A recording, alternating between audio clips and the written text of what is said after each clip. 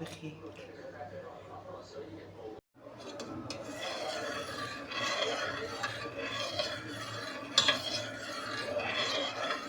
بتحلل اللبن السكر اللي انت عايزاه،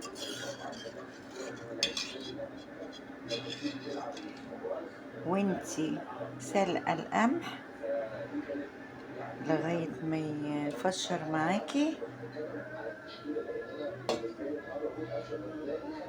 القمح لقاه بيشرب ميته بينفش. حل اللبن ما انت عايزة التحلية اللي انت عايزاها. هدوب مع 3 معالق نشا،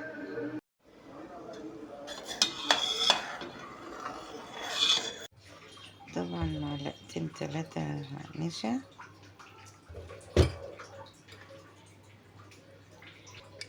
سلقت القمح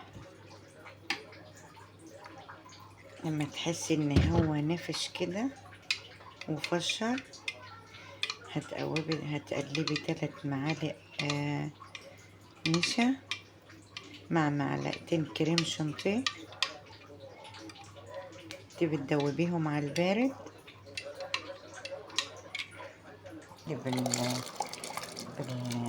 بالقمح ياخد غلوتين وتنزلي.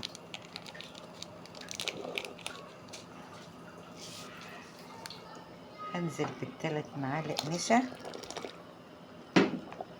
جوز الهند كده، 3 معالق نشا و3 معالق جوز الهند.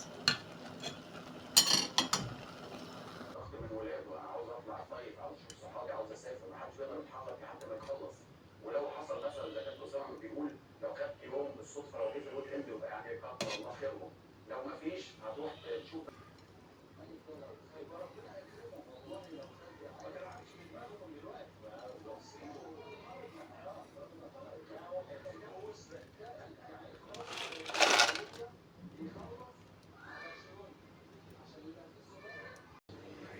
شفتوا العاشوره بتاعتي؟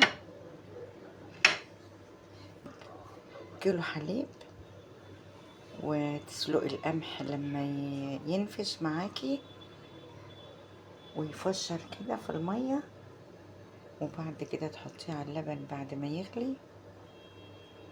غليت اللبن وحليته وحطيت القمح وحطيت الفانيليا، ودوبت 3 معالق نشا ومعلقتين كريم شانتيه. ودي العاشوره اللي انا عملتها معاكم، وكل عام وانتم بخير. عجبك الفيديو لايك بقى، لايك وشير عشان الكل يستفيد. انت لسه ما حطيتيش اللايك؟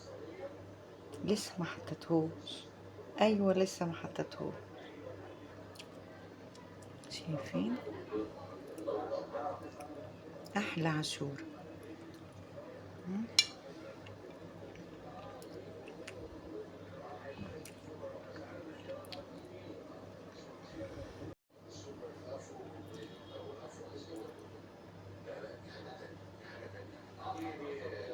كل عام وانتم بخير.